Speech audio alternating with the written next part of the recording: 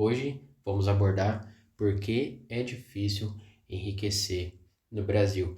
Antes de entrarmos no conteúdo, deixa o like e se inscreva no canal. Aqui no Brasil, muitas vezes o brasileiro está em situação de sobrevivência.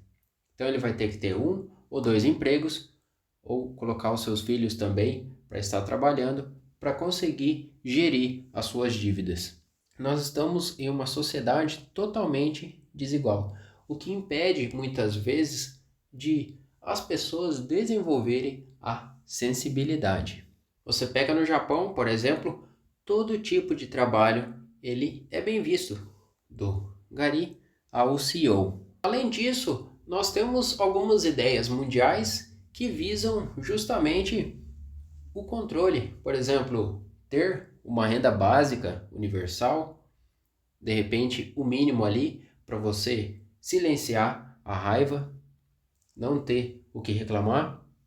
E isso, de certa forma, não deixa de ser um tipo de escravidão. Mas será que os brasileiros já não vivem esse sistema? As pessoas poderão ser compradas com muito pouco.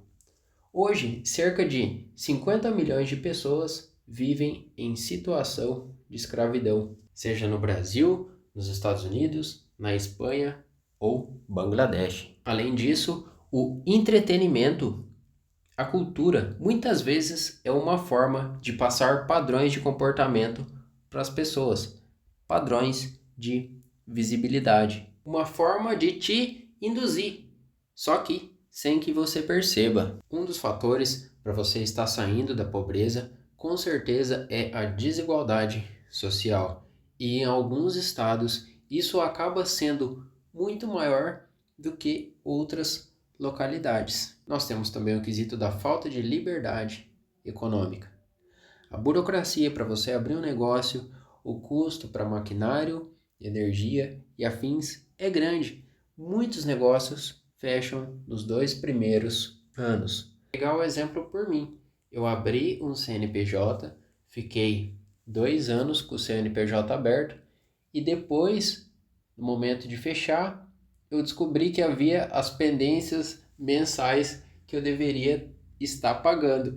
Isso porque eu já tinha conversado com um contador a respeito e ele me disse que não tinha nada para eu se preocupar a princípio. E aí, no final, eu acabei sendo surpreendido. Então, até hoje, eu tenho que ir lá todo mês estar retirando esses boletos para eu estar me regularizando diante a Receita. E não tem como eu pagar 2, 3, 5 ou todos os boletos de uma vez só. Eu tenho que ir lá todos os meses, até eu quitar a pendência. Continuando aqui, quase 50% das empresas fecham em até 3 anos. É aquela história, se o Jeff Bezos tivesse aberto a Amazon no Brasil, às vezes estaria vendendo água de coco na praia.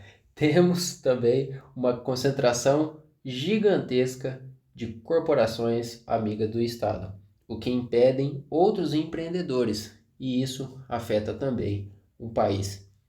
Um exemplo disso é a taxa das blusinhas. Quem tem dinheiro para pagar os políticos são justamente quem tem força hoje.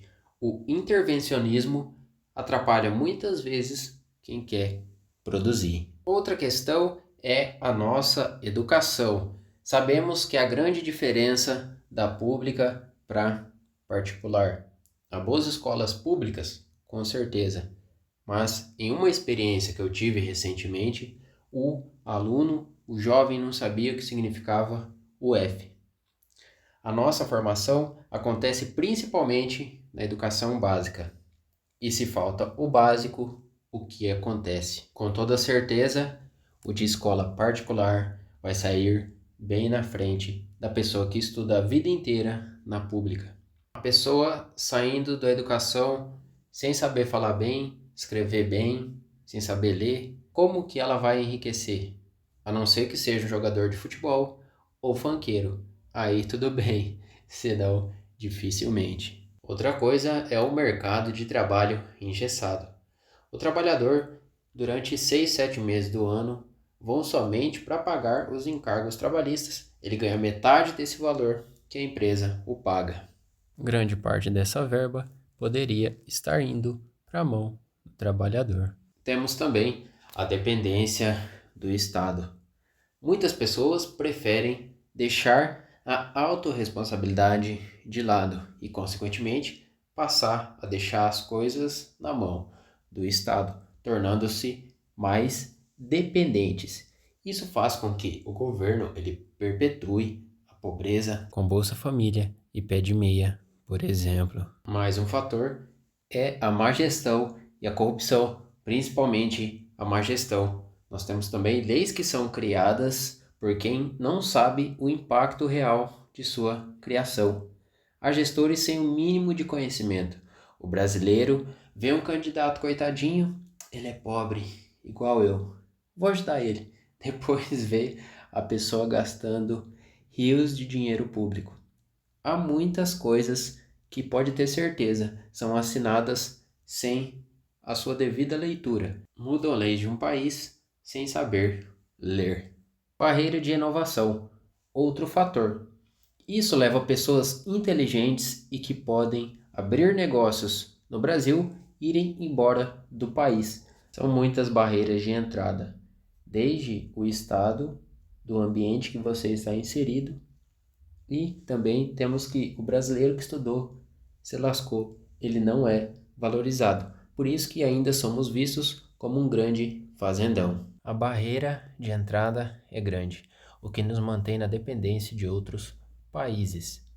Para vencer no Brasil, só os heróis. Aprenda as tendências do momento. 90% dos brasileiros ganham menos de R$ 3.500 por mês. É difícil também você sair da pobreza, porque somos movidos pelo exemplo. Os primeiros são os nossos pais. Ser pobre está acostumado com a falta e a escassez, o que gera um ciclo infinito de não acreditar na melhoria. Outro quesito é a instabilidade emocional da família. Mães de baixa renda, consequentemente, apresentam mais estresse e depressão, o que vai afetar a sua interação com seus filhos. Mais um fator, o tempo de transporte para um trabalho. Normalmente tem pessoas que trabalham 2 ou 3 serviços, além disso vai ficar várias horas no trânsito, o que poderiam estar fazendo outra coisa para a evolução dos mesmos. Convenhamos, o tempo também é algo extremamente primordial para definir a saída da pessoa da pobreza ou não. É o item mais caro. Então o pobre ele leva muito tempo para resolver os problemas, seja na casa, no relacionamento, no seu transporte, na saúde, o que vai dificultar a saída, consequentemente, desse ambiente. Qualificação dos nossos governantes. Há medidas que são desconexas da realidade, o que piora o problema. Mais impostos, impressão de dinheiro, aumento da dívida pública. No curto prazo, pode ser bom para os pobres, mas isso, com o passar do tempo, vai gerar inflação. E adivinha quem paga? O pobre. Estude efeito Cantillon. População votante. A história de que aquela pessoa que curte o mal ao contrário tem o mesmo poder de voto que o seu é verdade. Grande parte da população não tem educação de qualidade. Por isso que, muitas vezes, as pessoas não sabem que os benefícios vão prejudicá-los no final. Muitas vezes, quem são contra as medidas populistas são egoístas e ignorantes, como se não importassem com o próximo. O rico, para ter ficado rico, ele deve ter explorado muito os pobres. Sem contar que muitos arriscaram do próprio dinheiro, começaram do zero, tiveram que driblar todas as burocracias do Brasil ou onde eles abriram o negócio. Às vezes é um tiro no pé, no escuro. E o que vai mudar esse país é justamente a nossa educação. Tamo junto.